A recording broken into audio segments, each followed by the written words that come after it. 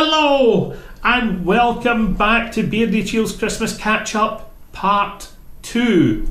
My name is John Glenn. I am your host, also known as Beardychiel, and you'll find me as Beardychiel on Instagram, Facebook, Ravelry, Twitter, and here on YouTube. My website is at www.beardychiel.uk. And I look forward to seeing you on any of those platforms, asking as many questions as you wish. Well, part 2 is about whips and finished objects and Caithness Croft Yarm. So, here we go. What have we got in whips? Well, in my Beardychiel Retreats bag, produced by Manicore Designs, which I absolutely love, from last summer. It's a collaboration between Eleni, who is Manicore, and Otherworldly Yarns, dear, kind, sweet Carola. And Carola produced a yarn that matched the top of that, and Eleni produced the bags, and I had to buy both. They were great fun. Anyway, in this bag today we have one finished and one about to go in the needles. Look at this, I've not even done anything with the ends. It's a fingerless mitt for Ian, but he wanted one with a flip top. So there's his flip top to be sewed on and flipped over his fingers when he feels he's getting cold. Sorry, did I? Got that the wrong way around. So that he can sew it on and flip it over the top when his fingers are feeling cold, and keep them tucked in. So, strange yarn, his choice. He went into my stash and he picked up this, whoops, which is Riotha by Used Wool. It's absolutely lovely. It's got some swarbles in it and a couple other bits and pieces, and it's a little bit of white, a grey, a light brown and a dark brown, and it's a DK weight yarn. It's been knitting up in 4mm pins. It's absolutely lovely to knit with. This is feels as if it'll be lovely and warm. It fits Ian's hands nicely, and to be honest, there's enough give in it for it to actually fit mine, so I'm quite happy with that. You know, there's plenty of play in it. My fingers are longer than his, mind you, so I'll leave a little bit extra space for him. So one mitt in 2 parts. I'll need to get started on the other one, but I have to say, I've had that sit in my stash for a while and it's lovely to knit with. I've really enjoyed it. So that's whip number 1. Whip number 2 is here. You've seen this sock before. I have displayed this sock when I finished it a while ago, and this is for me, and this is its other half, and it has been at this stage on the needles, give or take a pattern. I seem to fit a pattern in every 4 days or 5 days or something, because other things take precedence, and then this gets done a wee bitty and then I move on again. And this is John's Socks, and it's just a 75-25 woolen nylon, and I've forgotten, I tell you, this wool was gifted to me by Eva Christie, and it's a while ago, so I'm only just getting to knit it, and that has been great fun. Thoroughly enjoyed that. And in this bag, no, was it in this bag? Yes. The other thing in the bottom of this bag is this. It's Sable Yarns. Oh, sorry, I've got some odds and ends caught up in there as well. Oh, that's the needle for in finished objects. You'll see photographs of socks for Ruben and Leo. You may have seen them on Instagram, because I did put a picture up just before I delivered them the other day. But out of that 100 grams, there's actually enough each pair of socks is only taking 30 grams because the feet are so small. So I'm going to get a third pair of socks out of it. And the colour changes have been absolutely wonderful. Ruben asked for purple and blue, and he got the 2 purple and blue sections. Leo wanted the bright, the reds, the orange, the yellow, the green. So we'll see how the third pair comes out. So that's mitts on the go, socks, kids socks on the go, adult socks on the go, and there is a new shawl on the go called the Ballade Shawl. And those of you who follow me on Instagram will have seen a couple of photographs of the start of the development planning for that, because it involves the conversion into a pattern of a yin and yang symbol, and that's a textured pattern of knits and purls, and also the conversion into knitting pattern of the simplified Mandarin symbols that make up balance or equilibrium, and they'll be built into the shawl as a piece of colour work as we work through it. And the yarns that I'm using for it have all come from King Craig Fabrics, because when I was at their open weekend I did some stash enhancement, which went a wee bit mad, and I've got some of it sitting here. Just give me a sec.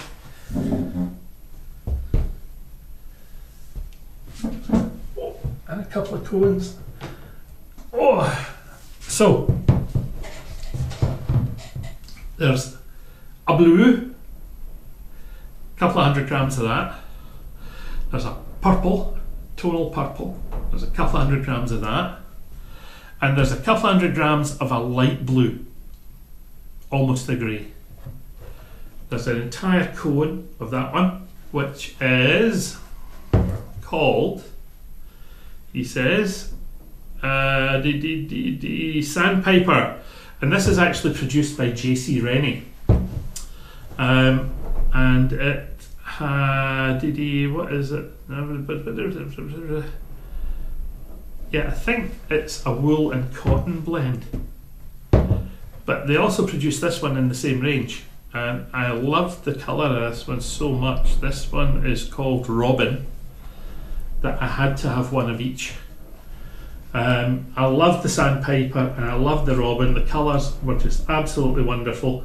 And I'm going to build a little bit of those into the shawl as well. But these are going to be used for other things.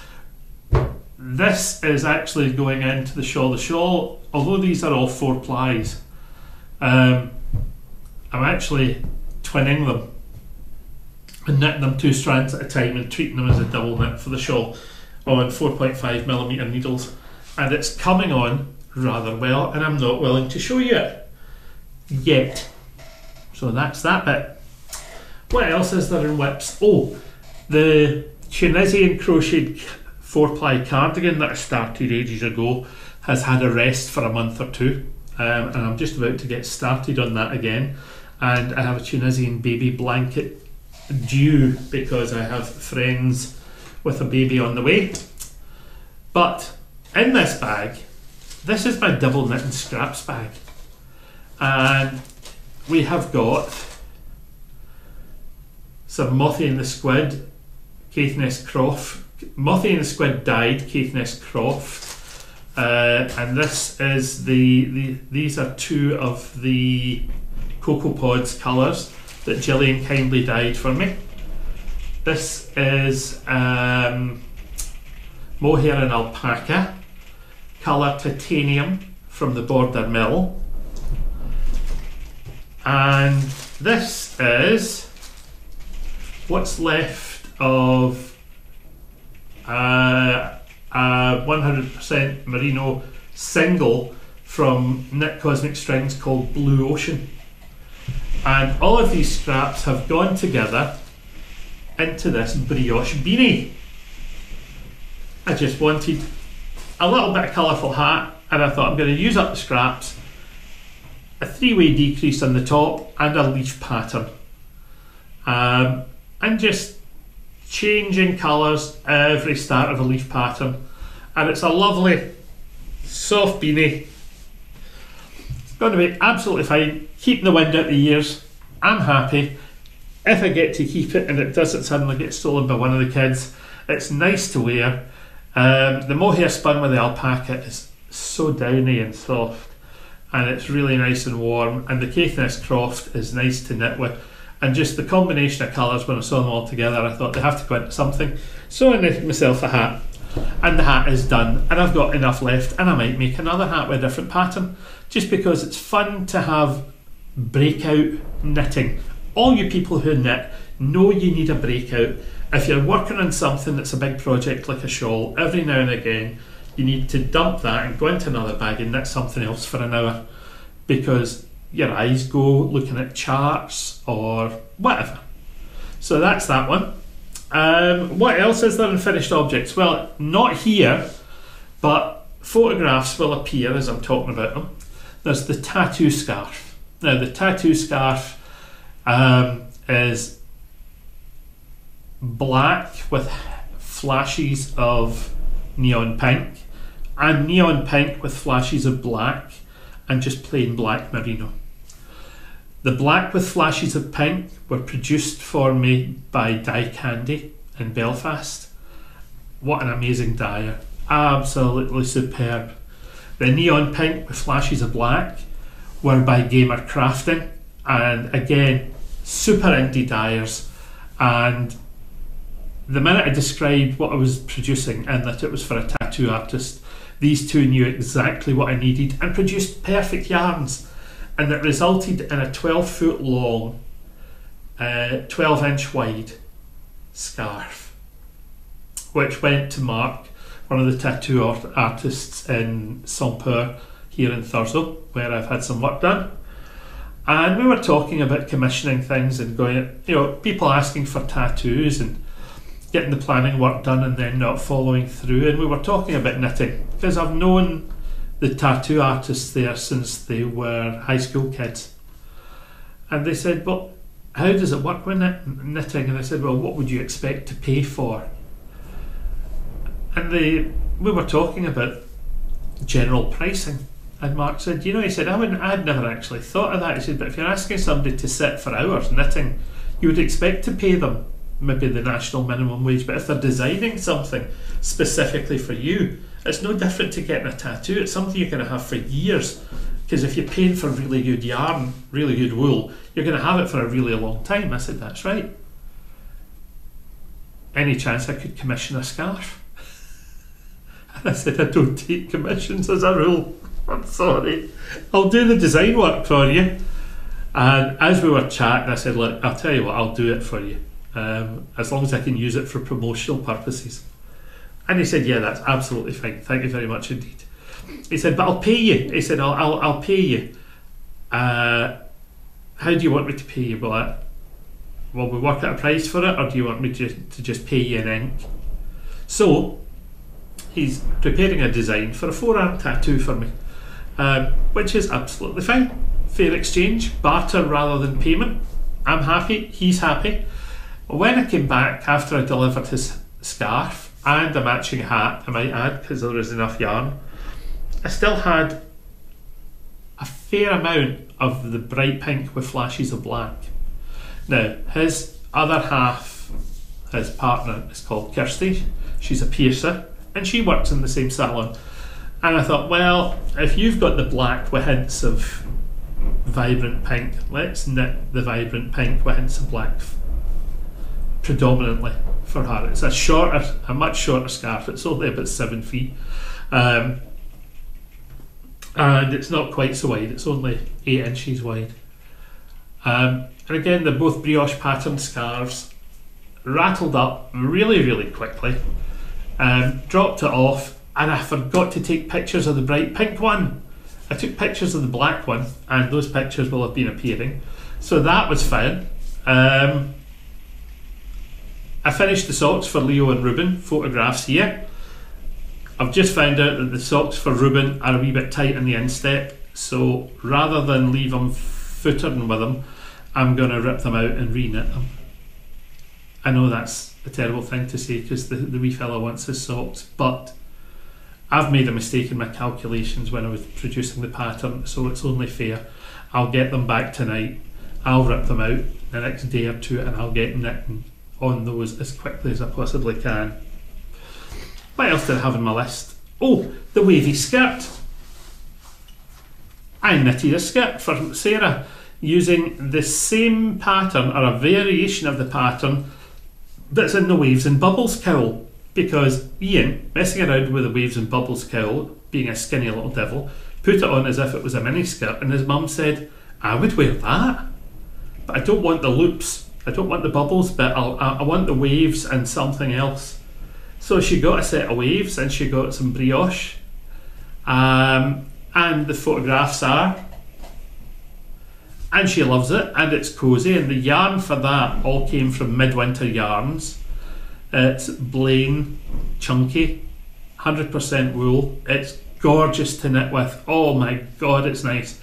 But that skirt contains the best part of 450 grams of chunky. I chose to make it relatively dense. I chose to make it just as comfy and cosy for the winter as I could for Sarah, and she does like it. She says she's got a pile of different tops that all work with it, plain black thick leggings, comfy as hell, and she's delighted with it, so that's fine. And of course my own scrappy sweater, and my, oh hello, welcome back from work Janet. My scrappy sweater is in the wash today, so you're not going to get to see it. I might stick some photographs up somewhere. And what else is in part 2 for you?